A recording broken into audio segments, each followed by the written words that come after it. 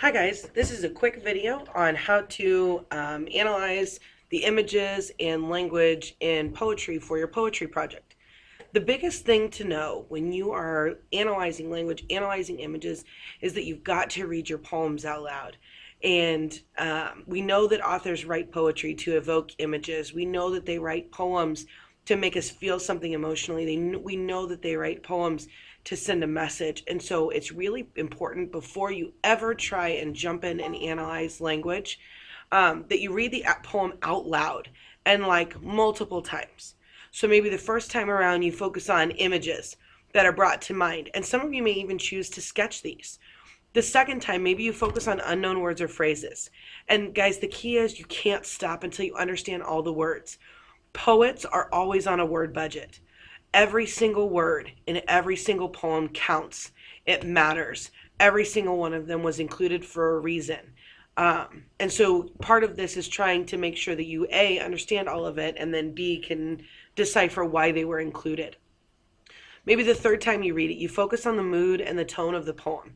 Okay, we know that feelings are so important. You could even add the word connotation in there.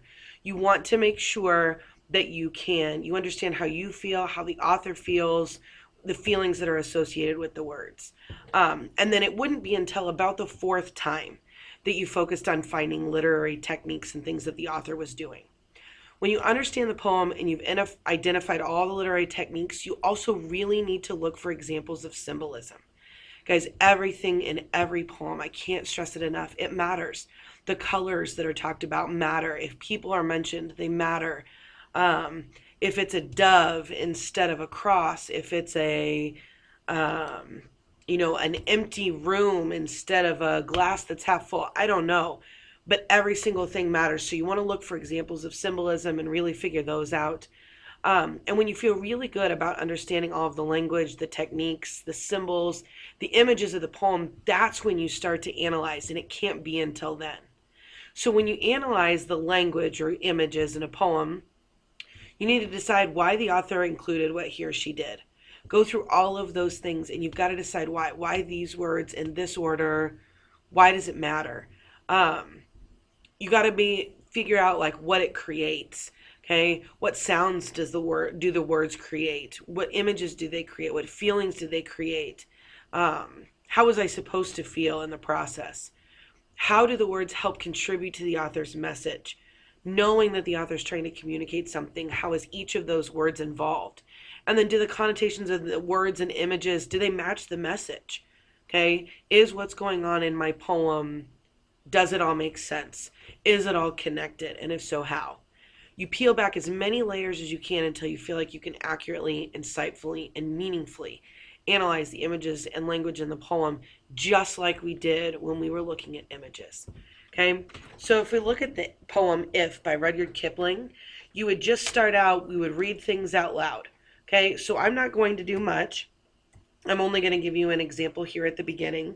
But we would look at things like, we'll read the first stanza. So this is stanza number 1. You can always label your stanzas. Anytime you see the break, those are important. So what we can do, if you can keep your head when all about you are losing theirs and blaming it on you. If you can trust yourself when all men doubt you, but make allowances for their doubting too.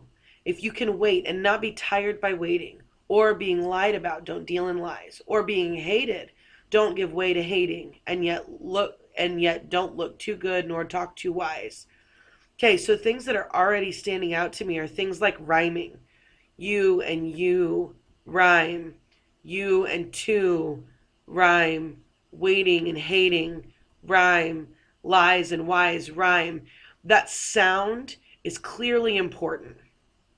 So I know I'm going to want to focus on sound. And if you look at the next one, if you can dream and not making dreams your master, if you can think and not making thoughts your aim, if you can meet with triumph and disaster and treat those two impostors just the same, I'm already noticing that he's doing it again.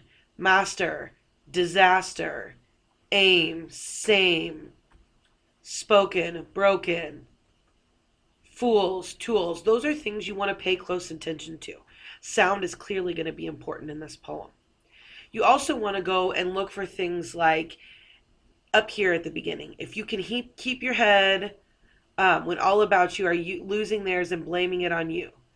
Losing their head or keeping your head, those are both idioms.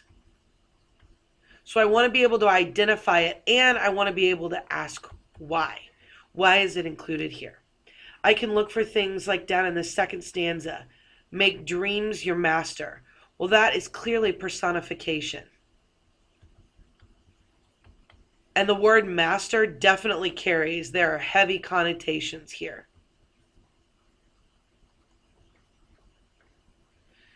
If you can think and not make thoughts your aim, if you can meet with triumph and disaster,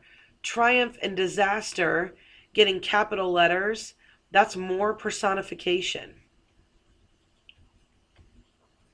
And anytime you see capital letters, anytime you see things that wording is different or spelling is different or there are mistakes or there's punctuation, even things like the little dashes that are included, everything matters in a poem. And that's really what you want to look at.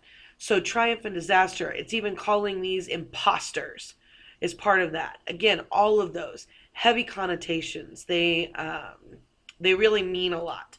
Okay, so you want to take apart that. If you can bear to hear the truth you've spoken, twisted by knaves to make a trap for fools. Well, that's a lot of T's, and I already know sound is important. So that's definitely alliteration. Okay? All those things you're going to go through and look at. You're going to look at things like we can try and find symbols. Okay? So maybe worn out tools, besides being imagery, maybe that's the author using that as a symbol for something that no longer works. Okay? Or maybe it's a symbol for things that are well worn. Either way, as you go through your poems, this is what I should see. There should be color coding. There should be commenting. And when you pull it all together in your final analysis, you're going to answer all those questions. You're going to peel it back layer by layer by layer. And you are going to explain exactly what your author was attempting to accomplish and why the words were included and why the techniques were included and why it all matters, why it's all important. Hope this helps. And if you have any questions, as always, I will answer them in class. Have a great day.